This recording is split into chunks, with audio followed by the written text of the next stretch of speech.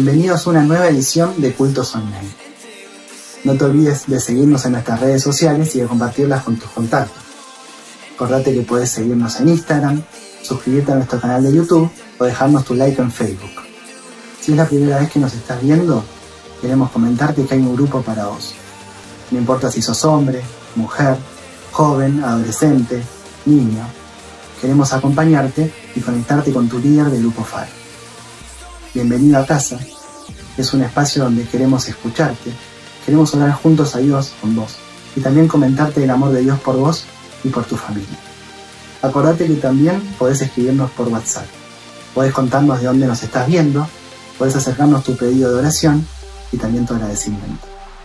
En estos tiempos que estamos viviendo, queremos agradecer a todos los que están acercando su donación al Departamento de Acción Social. Y con ellos estamos acompañando a muchas familias. Si te interesa ser parte de lo que Dios está haciendo, no dudes en escribirnos. También podés compartir nuestras ediciones en forma digital. Tenemos un nuevo formato que vas a poder ver nuestras prédicas por Spotify y otras plataformas de audio digital. Muchas gracias. Esto es Iglesia en Línea.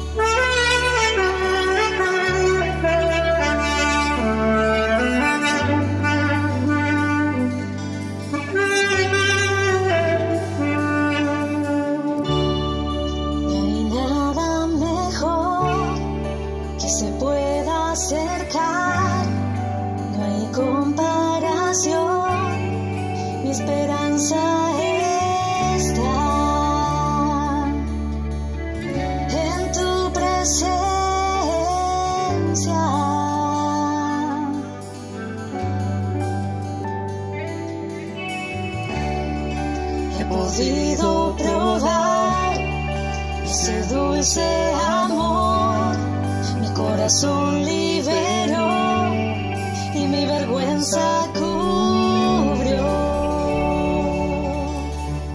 En tu presencia, oh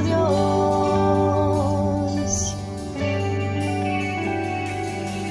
Espíritu, eres bienvenido aquí, inunda este lugar y todo en mí.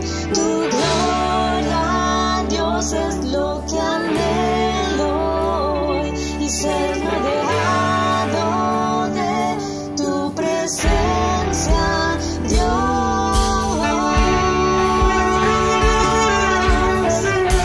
Tu presencia,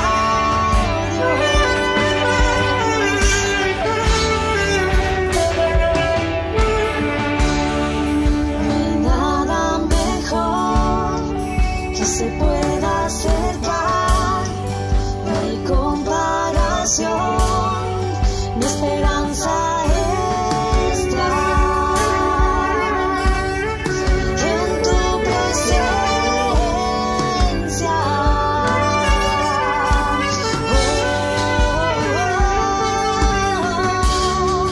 He podido probar ese dulce amor, mi corazón liberó y mi vergüenza cubrió.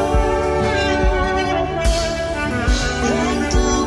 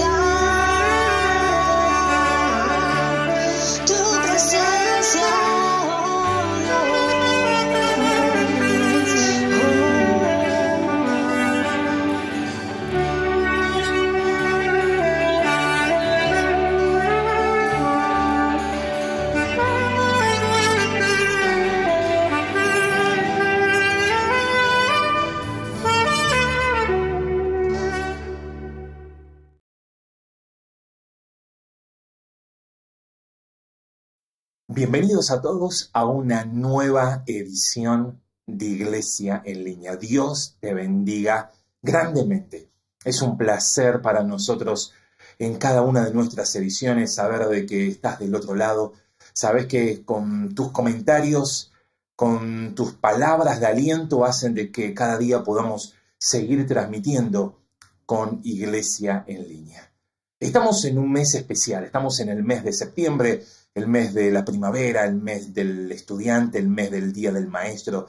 Tantas fechas que en septiembre se conmemora diferentes sucesos. Pero hay algo que como Iglesia de Dios, de habla hispana, celebramos que es el mes de la Biblia. ¿Y por qué digo esto? Allí en el año 1569, un 26 de septiembre, en una de las ciudades de Suiza, se imprimían por primera vez solamente 260 ejemplares de la Biblia en español.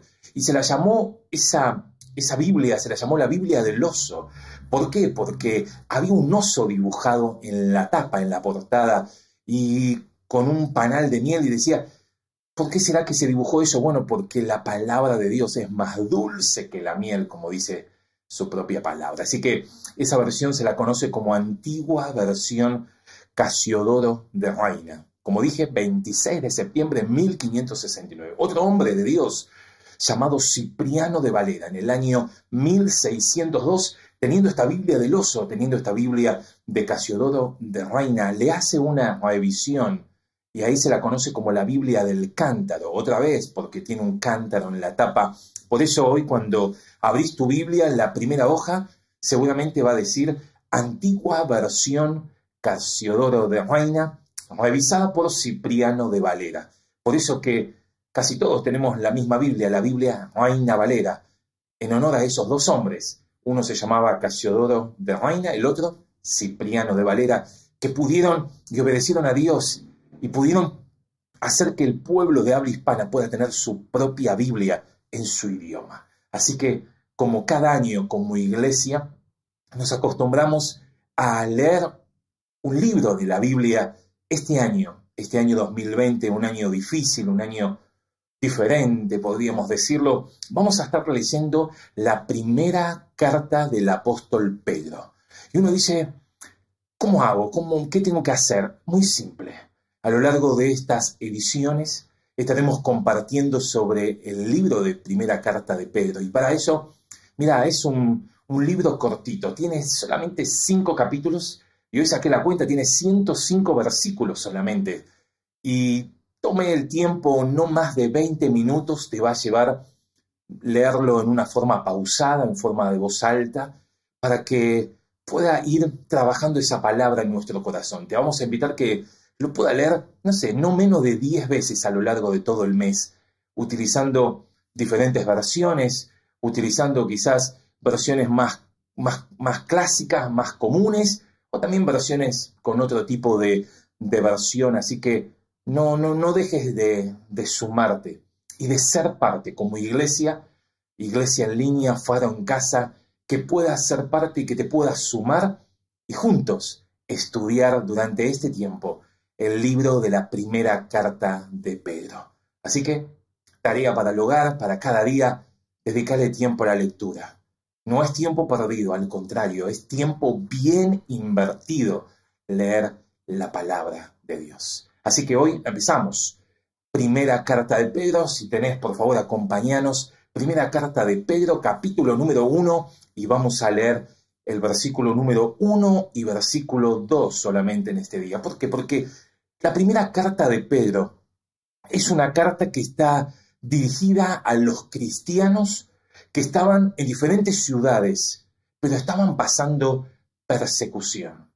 De hecho, así como se llama la prédica en este día, el apóstol Pedro le escribe a cada uno de ellos y le dice, recuerden que ustedes son extranjeros y peregrinos.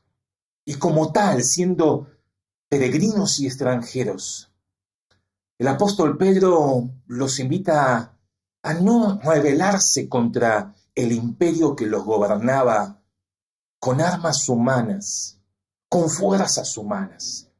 Tampoco el apóstol Pedro dice se tienen que acomodar y parecer que no pasa nada, sino que el apóstol Pedro escribe esta carta primera de Pedro para transmitir esperanza, para transmitirle consuelo, para decirle deben permanecer fieles a Dios, para decirle a esos cristianos que estaban sufriendo, les escribo esta carta como un llamado a ser obedientes, aún en medio del sufrimiento.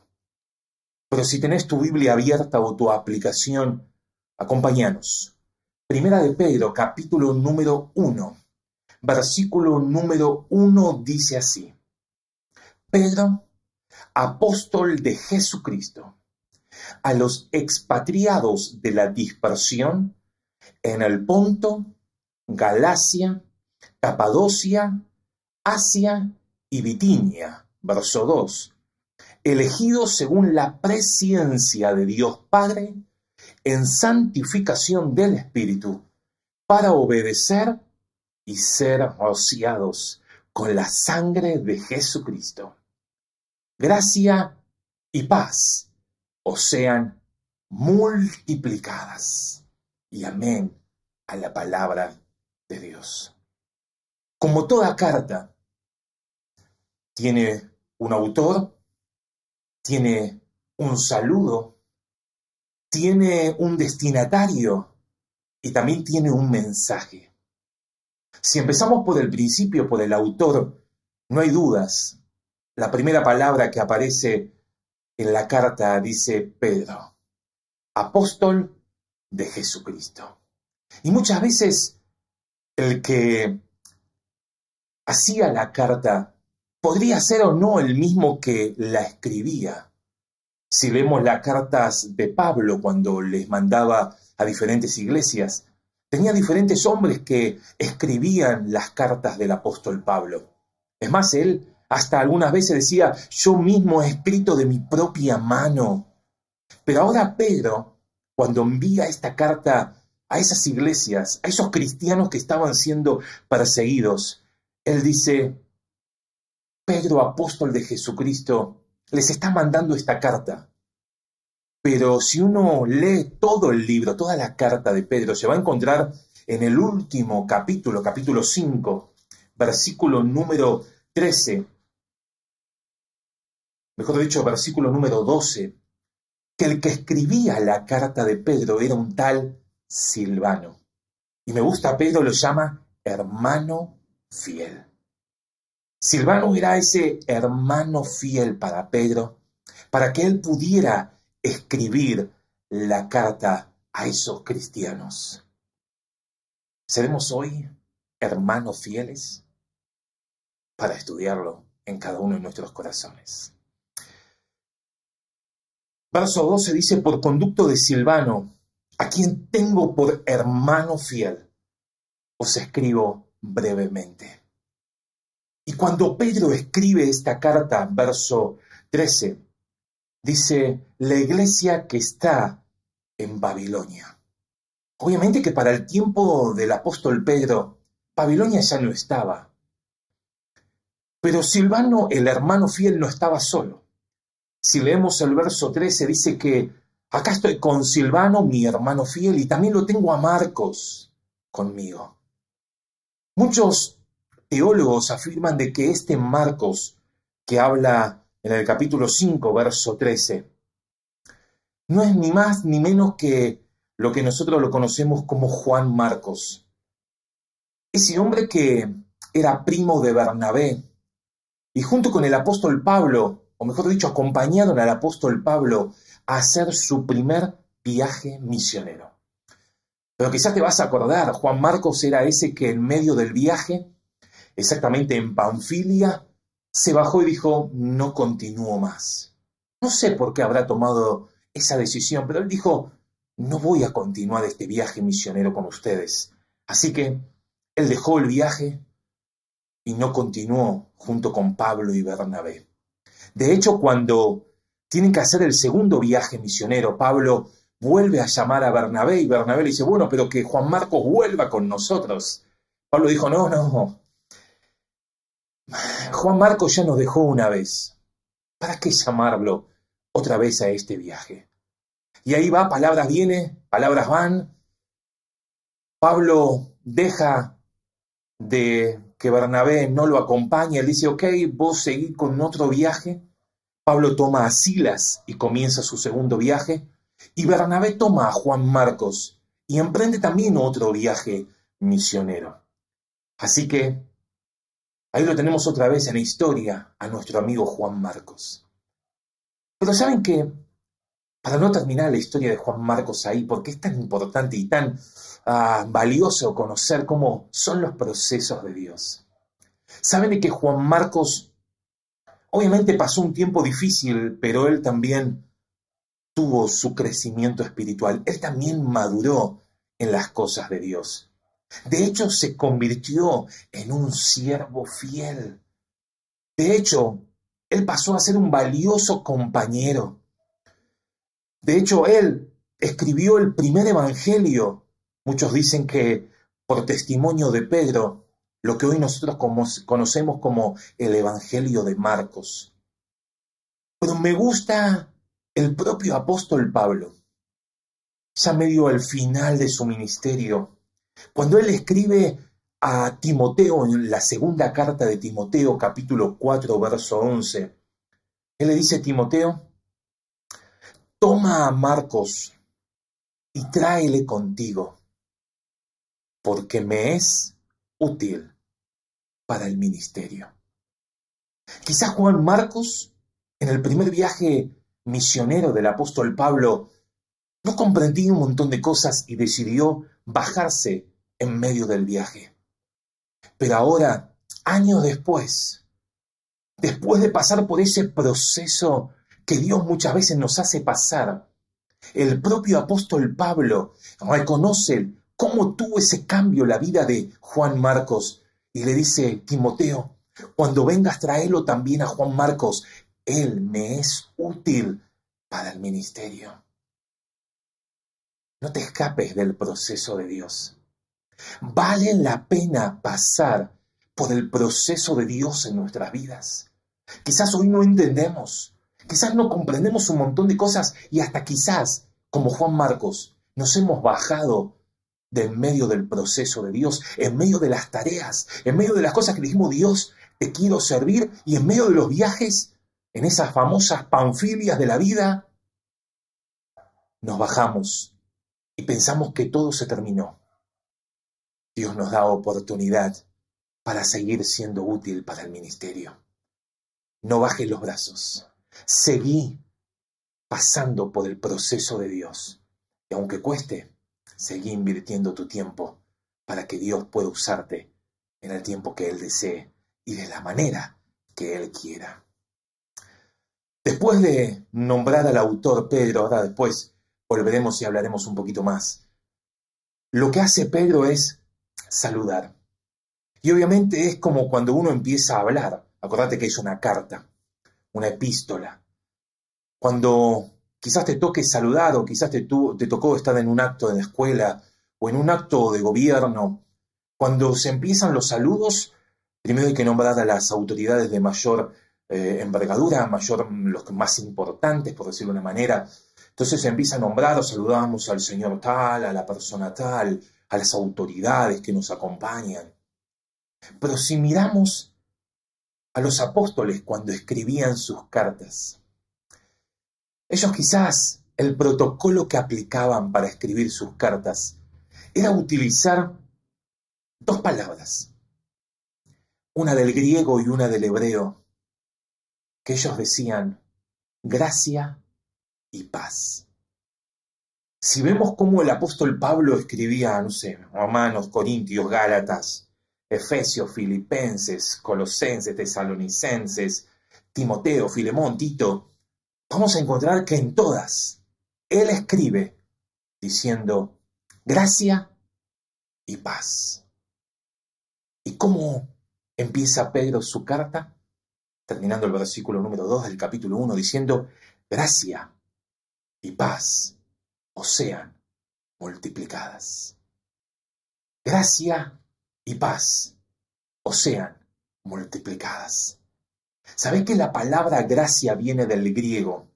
Yo no lo sé pronunciar muy bien, pero es algo así como halis o kalis. Y quizás cuando hablamos de gracia, nosotros lo tomamos como ese favor inmerecido. Pero entendiendo un poquito el contexto del idioma griego y cómo ellos lo usaban, era para referirse también a la autoridad más grande que había en ese tiempo. Por eso los apóstoles, cuando escribían gracia, ellos hablaban y le decían a los que iban a recibir la carta: recuerden de que tenemos un favor inmerecido, pero también recuerden y reconozcan a Dios como fuente de toda bendición. La gracia de Dios. La gracia de Dios también nos alcanzó a nosotros. Ese favor inmerecido que no merecíamos nosotros, pero Él también mandó a su Hijo para morir por nosotros. Pero ¿sabes qué? El resultado de la gracia es la segunda palabra, que era paz, que era un saludo en hebreo llamado Shalom. Y cuando hablamos de paz, no es ni más ni menos que el resultado de la gracia aplicada en nuestras vidas. Porque nosotros estábamos separados de Dios. A través de la obra de Cristo hemos sido reconciliados con Él. Pero también estábamos enemistados para con Dios. Pero esa paz que Dios nos da, ese shalom de Dios, no es solamente para tener otra vez paz para con Dios, sino también nos permite a nosotros tener paz en Dios. Poder disfrutar, quizás no como una falta de problemas en nuestra vida, al contrario. Jesús dijo: en el mundo tendréis aflicción, pero confiad, yo he vencido al mundo. Por eso el propio Jesús dijo: mi paz os dejo, mi paz os doy. Esa paz que sobrepasa todo entendimiento. Tenemos el autor, tenemos el saludo, gracia y paz, o sea, multiplicadas. Y también tenemos a quién está dirigida, obviamente. Y dice a los cristianos que están en diferentes ciudades. En Ponto, en Galacia, en Capadocia, en Asia, en Bitinia. Quizás hoy lo pones en tu Google Maps y no la vas a encontrar. Pero todas estas ciudades formaban lo que en la Biblia lo conocemos como Asia Menor, que no era ni más ni menos que una provincia del Imperio Romano. Hoy nosotros la tenemos que ubicar geográficamente como la nación de Turquía. Ahora, Él les escribe porque esos cristianos estaban pasando una persecución. Ahora, si yo te digo y te invitaría a una sala donde estaría sentado en una mesa el apóstol Pablo y en la otra tendríamos sentado al apóstol Pedro. Y quizás vos tenés que elegir con quién me sentaría, con quién empezaría a conversar. Obviamente el apóstol Pablo, gran parte del Nuevo Testamento, a través del Espíritu Santo, él fue inspirado para escribirlo, y gloria a Dios por esos hombres. Pero claro, vos decís, apóstol Pablo era el hombre que tenía tantos conocimientos, un hombre tan preparado. En nuestra época sería un hombre que salió de las grandes universidades, un doctor en teología, un hombre que quizás podía hasta hablar varios idiomas, tenía todos los títulos colgados en la pared. Pero en la otra mesa está Pedro.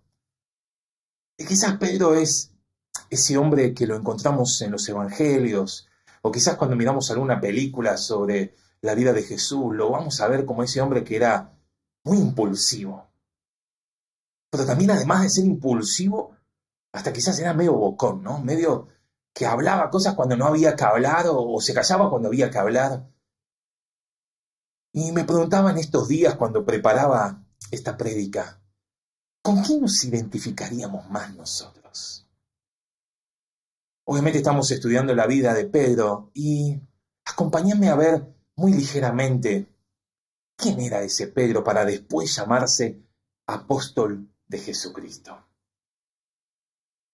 Si queremos entender quién era nuestro amigo Pedro, vamos a encontrar, por ejemplo, en el libro de Juan, capítulo número 1,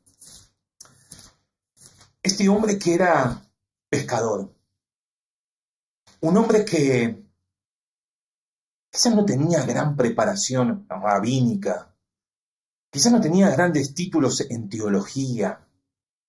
Ellos eran hombres de pesca. Su hermano, el hermano de Pedro, se llamaba Andrés. Y Andrés era un seguidor de Juan el Bautista, y cuando conocen a Jesús, he aquí el Cordero de Dios que quita el pecado del mundo, dijo Juan. Ellos empezaron a seguir a Jesús. Por eso que en el libro de Juan, capítulo 1, verso 40, dice: Andrés, hermano de Simón Pedro, era uno de los dos que habían oído a Juan y habían seguido a Jesús. Este halló primero a su hermano Simón y le dijo: hemos hallado al Mesías, que traducido es el Cristo. Y le trajo a Jesús. Y mirándole Jesús dijo: tú eres Simón, hijo de Jonás. Tú serás llamado Cefas, que quiere decir Pedro. Andrés, el hermano de Simón, que después lo vamos a conocer como Pedro, lo invita a su propio hermano, a Simón, y le dice: vamos a ver a Jesús. Hemos encontrado al Mesías. Hemos encontrado al Salvador. Y ahí Simón empieza su primera interacción con Jesús.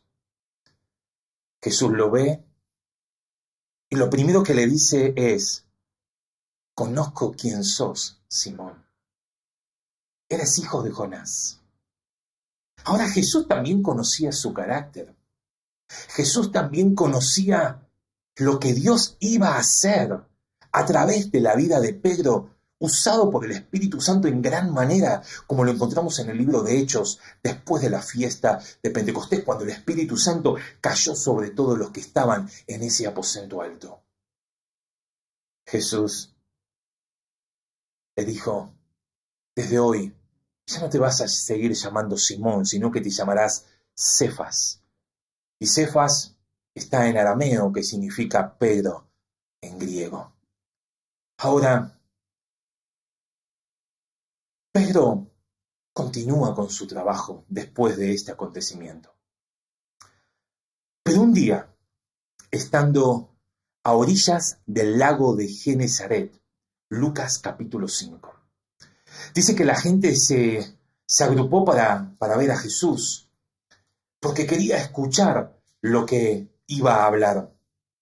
Así que, mientras que los pescadores estaban lavando sus redes, Jesús le dice: préstame una de tus barcas, voy a hablar a la multitud. Y la barca era de Simón Pedro. Jesús empieza a predicar, habla a las multitudes, pero dice, terminando de hablar, Lucas 5:4, Jesús, cuando terminó de hablar, le dijo a Simón: boga mar adentro y echad vuestras redes para pescar. Respondiendo Simón le dijo: maestro,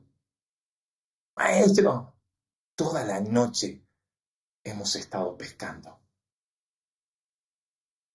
¿No te identifica eso, tu vida, mi vida, con la de Simón Pedro? ¿Cuántas veces Dios nos ha dicho cosas? Nos dijimos: Señor, ¿me vas a explicar a mí? Yo soy el que estoy sufriendo con este problema todos los lunes, los martes. Jesús, ¿me vas a decir a mí cuando tengo que tirar la red si estuve toda la noche? Ya lo intenté de esta manera. Pero Jesús le dice: pongan mar adentro y echen vuestras redes. ¿Qué termina diciendo Pedro? Más en tu palabra. Si no conoces la historia, después léela, que es apasionante, los versículos que siguen. Ellos no podían sacar la red de tantos peces que habían pescado. Pero el verso 8 dice Pedro: viendo esto, viendo la mano de Dios actuando, viendo la mano de Dios haciendo milagros, viendo esto, cayó sobre sus rodillas y le dijo a Jesús: apártate de mí, porque soy un pecador. ¿Qué nos pasaría a nosotros si vemos esa gloriosa manifestación del poder de Dios? ¿Será que diríamos, bueno, Señor, ya que está, ¿por qué no haces lo otro? Ya que está, ¿por qué no me solucionas este problemita también? Cada vez que nos acercamos más y más y más a Jesús, vamos a darnos cuenta, como lo hizo Pedro, que somos pecadores, que le hemos fallado, que cada vez nuestra condición, cuando más nos acercamos a Jesús, nos damos cuenta que cada día lo necesitamos más. No para que haga cosas simplemente, sino porque nuestra condición humana queda reflejada cada vez que Jesús nos acercamos más a Jesús. Ahora, Jesús le dijo: no temas. Desde ahora, Pedro, Simón Pedro, desde ahora serás pescador de hombres. Y el verso 11 dice: dejándolo todo, Simón Pedro con los demás siguieron a Jesús. Y ahí empieza una nueva historia, un nuevo capítulo en la vida de Pedro. Ya no es el típico pescador que lava su red con Pedro, Juan y Jacobo, como dice esas canciones que cantábamos cuando éramos chicos, pescando. Ahora era un hombre que había sido llamado por Jesús. Es un hombre que se dio cuenta que él es pecador y que necesita a Jesús. Pero, para no ser muy larga la historia, los evangelios cuentan toda la transformación que fue teniendo Pedro. En un momento, estando en Cesarea de Filipo, Jesús se sienta con sus discípulos y le dice: muchachos, ¿quién dicen los hombres que soy yo? Y todos empiezan a decir, bueno, algunos piensan que tú eres Juan el Bautista, otros piensan que sos Elías, otros piensan que sos Jeremías y otros profetas. Entonces Jesús le hace la segunda pregunta a sus discípulos y dice: ¿y ustedes? ¿Quién dicen que soy yo? Y ahí aparece Pedro. Vamos, Pedro, todavía. Y él dice: tú eres el Hijo de Dios. Tú eres el Mesías. Tú eres el Salvador. Tú eres el que estábamos esperando. Me imagino los compañeros diciendo: vamos, Pedro, fenómeno, campeón. El propio Jesús le dice: bienaventurado eres, porque eso no te lo reveló carne y sangre, sino mi Padre que está en los cielos. Pero versículos más abajo, esto está en Mateo capítulo 16. Por ejemplo, en el verso 22 o 21, Jesús tiene que ir a Jerusalén y dice: tengo que ir a Jerusalén. Y cuando vaya voy a padecer mucho. De hecho, voy a morir, pero al tercer día voy a resucitar. Me gusta el verso 22 porque seguramente te acordás. Pedro dice: lo llevó aparte a Jesús para reconvenirle. Otra versión dice: para reprenderlo por lo que estaba diciendo. Reconvenir significa reprender suavemente. Obviamente era Jesús, como le iba a decir Pedro. Él fue y suavemente le dijo: Jesús, no te conviene, ¿qué estás diciendo? ¿Y Jesús qué le dice?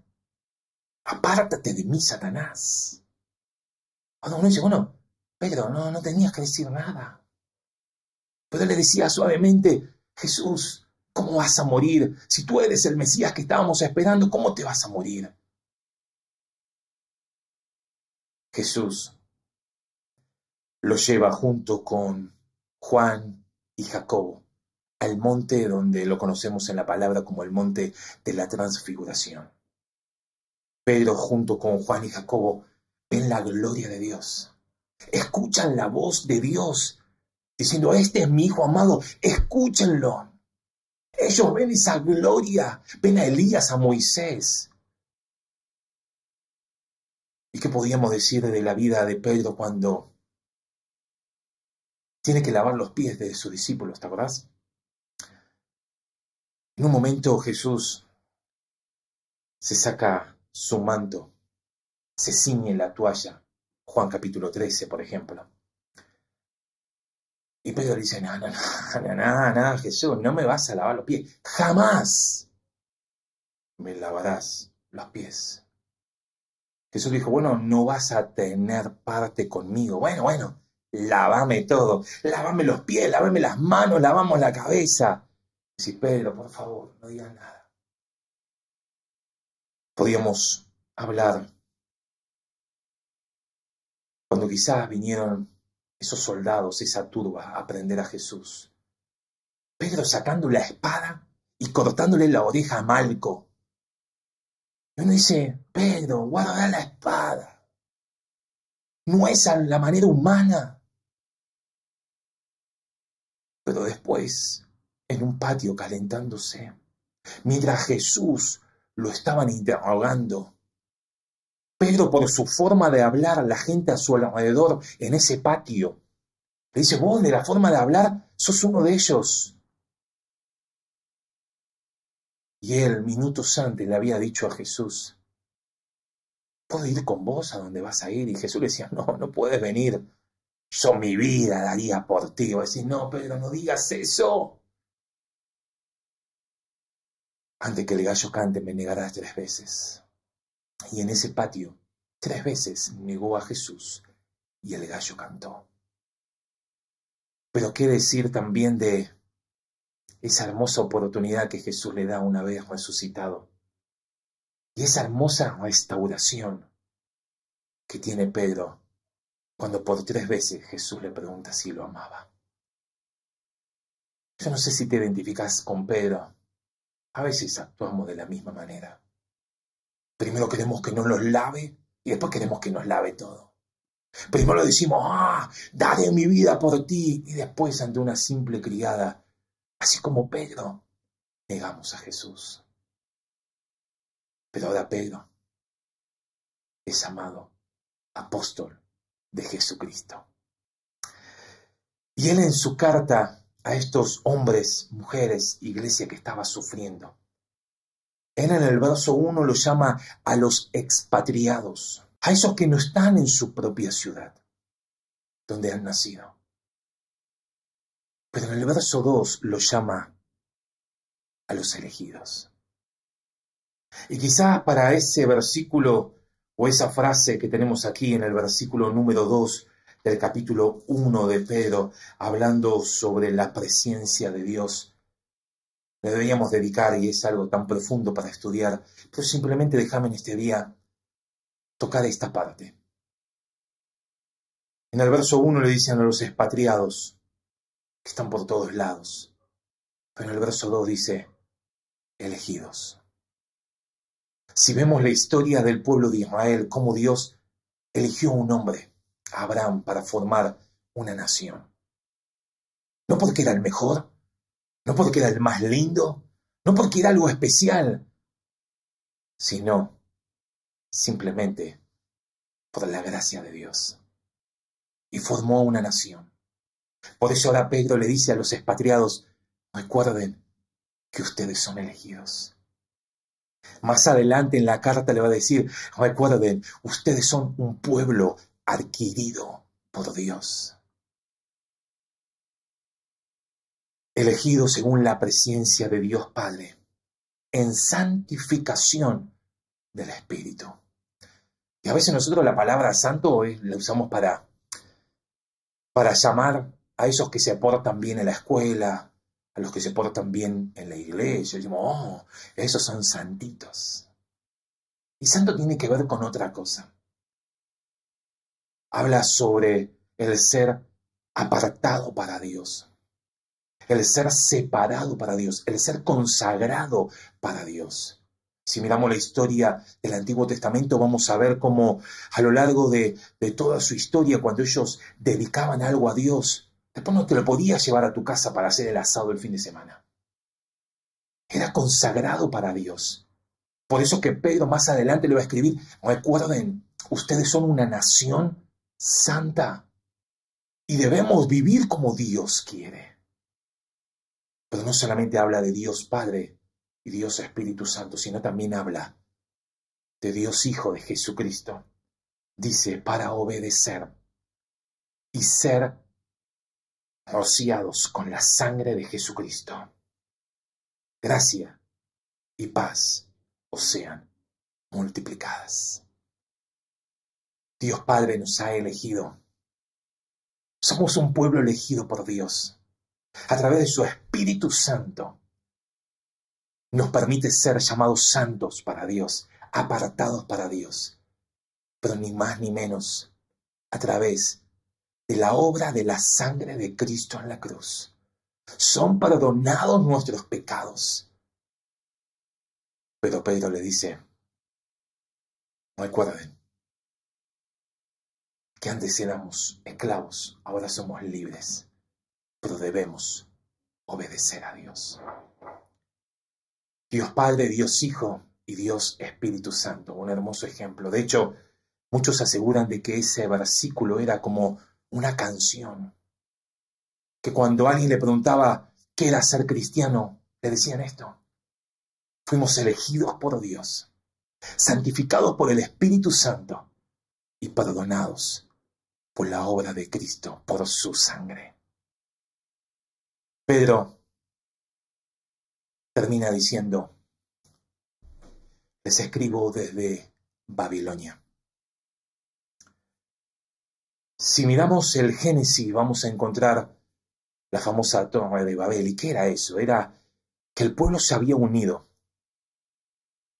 para dejar de costado lo que Dios había pedido, para no seguir los mandamientos de Dios, sino para hacer sus propios principios. El hombre se había idolatrado, sacando a Dios de costado y poniéndose el hombre el que determinaba las cosas y qué era lo bueno y qué era lo malo. Por eso que cuando vemos a Israel a lo largo de su historia, desobedeció a Dios y llegó a un punto tal que el propio Dios permitió que fueran exiliados, que fueran transportados, que la nación fuera llevada cautiva. ¿Te acordás de la historia? ¿Dónde fueron? A Babilonia. Ahora el propio Jeremías habla al pueblo y otros profetas más. Y le dicen, bueno, ustedes van a ser exiliados por un breve tiempo, por un poco de tiempo. Esa es la voluntad de Dios, van a tener que ir por causa de esto y de lo otro, van a tener que ir, van a tener que ser exiliados. Pero no se amolden a esa nación. Hagan el bien, trabajen, esfuércense por esa nación. Procura el bien. Cultiven campos. Sigan haciendo su vida, pero no hagan de Babilonia su ciudad. No se amolden. Muchos quizás quisieron sacar sus espadas, su forma humana de pelear y resistir contra el imperio babilónico. Y obviamente terminaron en destrucción. Otros se acomodaron de tal manera que cuando había oportunidad para volver, dijeron, no, estoy cómodo, yo no vuelvo otra vez a mi nación. Si vemos el ejemplo de Daniel y sus amigos, ellos estando en Babilonia, ellos sirvieron a la nación.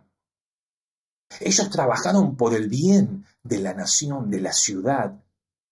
Ellos trabajaron para el rey. De hecho, Daniel era un hombre que trabajaba en el palacio.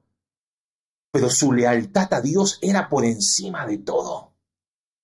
Aún con un decreto firmado en su contra, él seguía abriendo la ventana de los cielos, la ventana que estaba en su casa en dirección a Jerusalén, y él oraba 3 veces al día a su Dios. ¿Sabes por qué? Porque vos y yo hoy también estamos en Babilonia. Hoy vivimos en Babilonia, y Babilonia no es un lugar físico en el mundo, sino Babilonia es el lugar donde cada uno de nosotros estamos, cada uno en nuestra ciudad. ¿Por qué? Porque Babilonia es una situación, es una cultura donde se ha sacado a Dios y se ha puesto al ser humano como la persona que determina lo que es bueno y lo que es malo. Determina el bien, determina lo que es mal. Ha sacado a Dios de las decisiones. Y hoy estamos viviendo lo mismo. Muchos en el tiempo de Daniel se acomodaron. Pero otros, como los amigos de Daniel, por más música que sonaba y se tenía que inclinar ante la estatua, ellos le dijeron: nosotros hemos venido, estamos trabajando para la nación, pero primero, por encima de todo, está mi lealtad a mi Dios, al Dios eterno. Yo puedo hacer lo que quieras, puedo trabajar en lo que quiera, puedo hacer que mi nación, mi ciudad crezca, pero si mi primer principio, que es mi lealtad a Dios, si ustedes con sus leyes van a querer hacer otra cosa, los propios amigos de Daniel y el propio Daniel le dijeron: no van a contar conmigo. Por eso los amigos de Daniel terminaron en un horno de fuego y Daniel terminó en el foso de leones. Pero de aún así, Dios, por su misericordia, extendió su mano. En los tiempos de Jesús pasaba lo mismo. Ya no estaba Babilonia.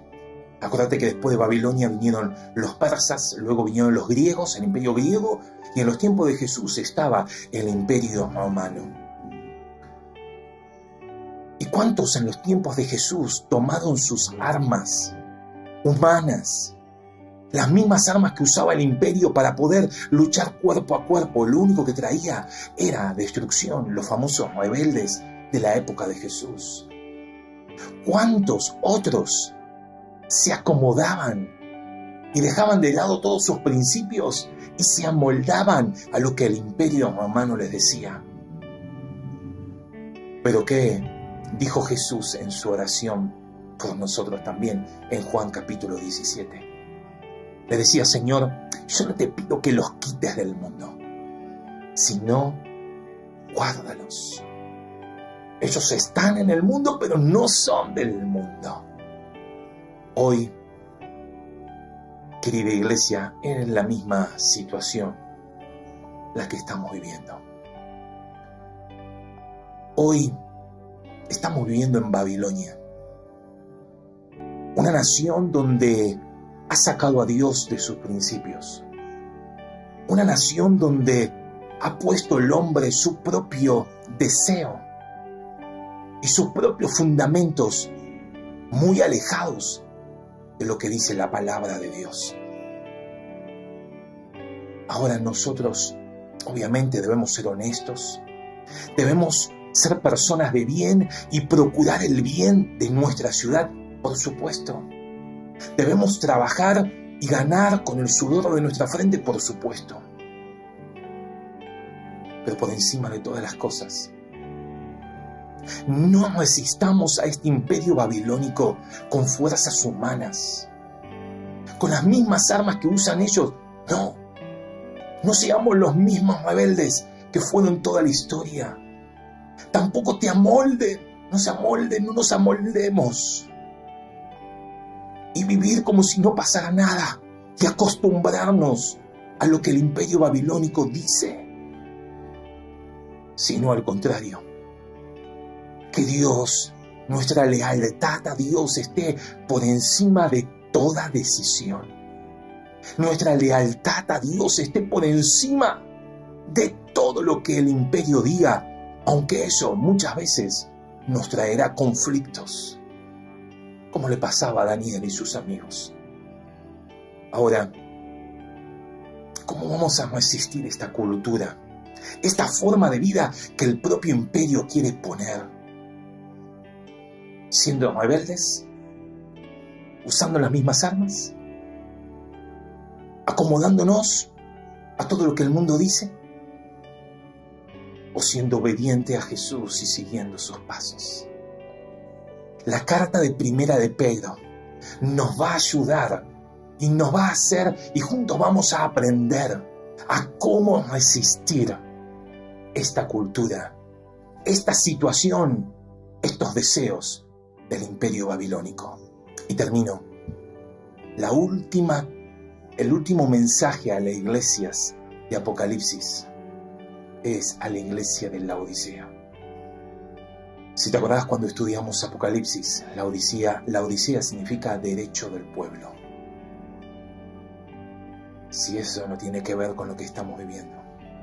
Pero te pido que te sumes a lo largo de estas ediciones y que estudiemos juntos la epístola o la carta de Primera de Pedro para que nos dé las herramientas para poder vivir siendo obedientes a Dios, siguiendo sus pasos, cueste lo que cueste. Si hoy sos uno de esos que nos está acompañando y es tu primera, segunda vez y decís, yo quiero tener a ese Jesús también en mi corazón.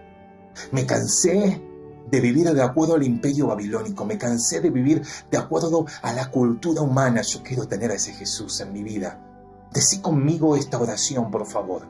Señor Jesús, en este día vengo ante ti.